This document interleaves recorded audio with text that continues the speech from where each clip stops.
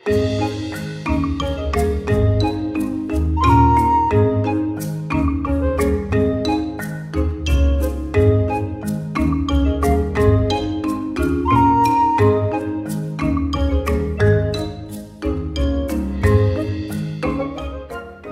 আপনারা ল্যাংচা বলতেই শক্তিগড়ের ল্যাংচার কথা ভাবেন। ল্যাংচা নিশ্চয়ই খেয়েছেন। ল্যাংচা খেলে অনেকের কিন্তু সুগার হয়। ল্যাংচা এত মিষ্টি থাকে, তারপর শক্তিগড়ের ল্যাংচা আগের মতো নেই। একটা উপায় তো বের করতে হবে। ল্যাংচা খাওয়াও হলো, আবার সুগারও হলো না। সেরকম একটা উপায় যদি পাওয়া যেত খুব ভালো হতো। তার কারণ আমারও সুগার বর্ডার লাইনে, আমিও সেটা ভাবছিলাম। আমাদের শক্তিগড়ের ল্যাংচা বারবার খেতে হয়, খিটখিটে মিষ্টি এইসব ব্যাপার। তো খোঁজ পেয়ে গেছি। সেই খোঁজ দিতে বাগানে এসেছি। একটি বাগান, উপেন্দ্র নার্সারি, একটু দূরেই, রানাঘাটের কাছে। সেখানে ল্যাংচা ফল, ল্যাংচা গাছে ঝুলছে। ল্যাংচা গাছে ঝুলছে, এটা ফল। এটা বিদেশি সবেদা। এখানে চলতি ভাষায় এটাকে এই ল্যাংচা সবেদাই বলা হয়। এখন এই নয় যে বিশাল বড় গাছ, আম গাছ বাড়িতে লাগানো যাবে না। আমি ভাবতে শুরু করেছি যে আমার বাড়ির বাগানে এই ল্যাংচা গাছ লাগাবো। তো ল্যাংচা গাছ কি করে লাগাতে হবে, ল্যাংচা সবেদা গাছ, আর আদৌ কি মিষ্টি কিনা সেটা তো আপনাদেরকে বলতে গেলে আমাকে চেখেও দেখতে হবে। সমস্তটাই দেখবো। কথা বলে নি যারা এর পরিচর্যা করছেন, যারা নিয়ে এসছেন, কি বৃত্তান্ত সব কিছু জেনে নি। গাছে ঝুলছে ল্যাংচা, যেটা খেলে সুগার হবে না, আর সবেদা ল্যাংচা গাছ। চলুন।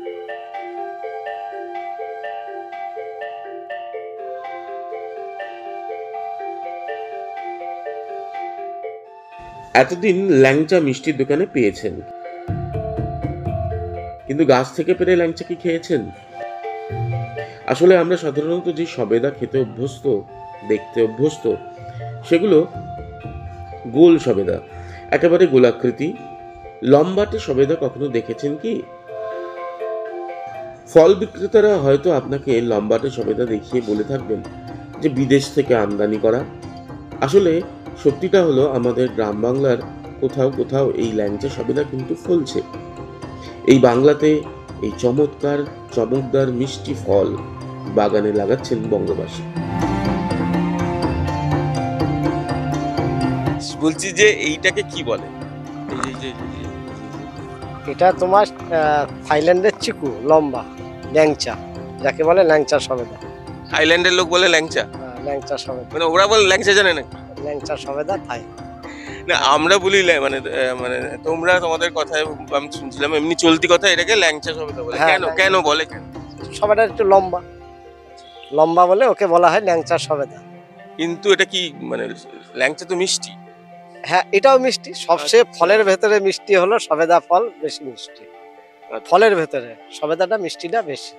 এই ল্যাংচা খেলে তো সুগার হবে না তো? ফল কোনটা? না না না, এটা তো অতিরিক্ত মিষ্টি।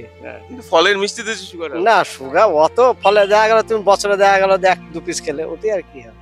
আচ্ছা, এটা কখন হয়, কতবার ফল দেয়, কিভাবে, কোথায় চারা পাওয়া যাবে, কিভাবে পরিচর্যা করতে হবে, একটু বিশদে বল।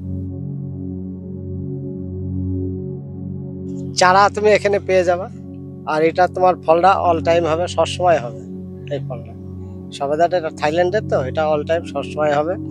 তুমি যখন তখন লাগাতেও পারবা। এটা তোমার 2 বছরের মধ্যে গাছে ফলও চলে আসবে সুন্দরভাবে। আর ফলটা এটা এই যে ধরে এসেছে ফল, আবার এই দেখো সব গাছে ফুল চলে এসেছে। এটা অল টাইম হয়, থাইল্যান্ডের, এটা অল টাইমই পাবা। না তো এটা দেখছি টবে। হ্যাঁ, টবে অনেকে মাটিতে, যাদের ছাদ বাগান, তারা দেখা গেল মাটিতে তোমার জায়গা নেই, ওরা তুমি ছাদ বাগানও করতে পারো। টবে হবে? হ্যাঁ, টবে। যেটা আমার এই যে ধরো আমরা লাগাইছি টবে কত সুন্দর হয়েছে। এটা আমার এই ধরো বছর 5 হচ্ছে এই গাছটা সুন্দরভাবে। টবে ফলনটা কম দেয়, ট্রিটমেন্টটা একটু বেশি নিতে হয়। কি ট্রিটমেন্ট দিতে হয়? ট্রিটমেন্টটা ধরো টাইম মতন ওকে খাবার দিতে হবে, টাইম মতন একটু জল দিতে হবে। আর মাটিতে অত না, মাটিতে যখন গাছটা রেডি হয়ে যাবে, ও ঠিক আদার সে করে খাবারটা ও জোগাড় করতে হবে। আর টপে তোমার টাইম মতন ওকে খাবার না দিলেও পাবে না কোথায় ওইটুখানি টপের মধ্যে। এই জন্য জল আর ওকে খাবার ওকে দিতেই হবে। ওর খাবার কি? খাবার তুমি দেখা গেল ওটা সর্ষের খোল দিতে পারো, সবজির খোসা মোসা যেগুলো পচায় ওগুলো দিতে পারো, মাঝে মাঝে একটু হালকা 10-26ও দিতে পারো। এই হলো ওর খাবার। 15 দিন পর পর গোবর সার দিতে পারো। এইগুলো 15 দিন পর পর দেখা গেল আজকে তুমি একটু সর্ষের খোল দিলে, 15 দিনের মাথায় একটু হালকা গোবর সার দিয়ে দাও। এইভাবে ওকে খাবারটা দিয়ে দিতে হবে। ফল কিরকম দেয়? ফল এটা হেভি ধরন, এই যে ধরো ফল তুমি তো দেখতেই পাচ্ছ, এই যে এই একটা ডালে, ঠিক আছে, কত সুন্দর ধরেছে ধরনটা। ধরনটা অতিরিক্ত ধরন, বিশাল, মানে তোমার কালো পাতির থেকে এর ধরনটা বেশি। এই দেখো তোমার এখানে দেখো কিরকম থোকা থোকা ধরেছে, ঠিক আছে, কতগুনি ফল ধরে গেছে গাছটায়। এই যে একটা থোকা এরকম তোমার সব দিকে, এই যে এই ধরো এই গাছটায় দেখো, এই দেখো এটাও আছে খালি ফল, ঠিক আছে, গাছে কত সুন্দর ফল দেখা যাচ্ছে। তাহলে মালয়েশিয়া যেতে হবে না, ইয়েতে থাইল্যান্ডে যেতে হবে না এটা না আনতে? না না না না, এটা আমাদের এখানে আসলে পারে, বাস তুমি চারা এখানে আছে, এভেলেবেল চারা আছে, 60 টাকা করে চারার পিছ একটা চারা পেয়ে যাবে এভেলেবেল। আর যদি কেউ থাইল্যান্ড বেড়াতে যায় তাহলে? থাইল্যান্ডে যদি কেউ যায়, ধরো এই তো মালিকের কিছুদিন আগে তো ঘুরে আসলো, যদি কারোর শখ হয় তাহলে, যে কারোর ইচ্ছা যদি হয় যে আমি একটু ঘুরে আসি, ঘুরেও আসতে পারবো থাইল্যান্ড থেকে।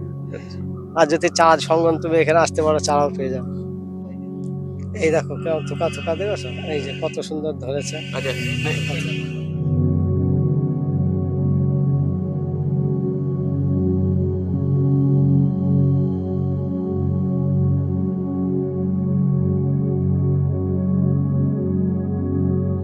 বলছে তো থোকা থোকা, কিন্তু কি করে মিষ্টি কি করে বুঝবো? মিষ্টি তাহলে একটা খেয়ে আমি পেরে দিচ্ছি, আপনি খেয়ে দেখুন কত সুন্দর মিষ্টি। এই দেখো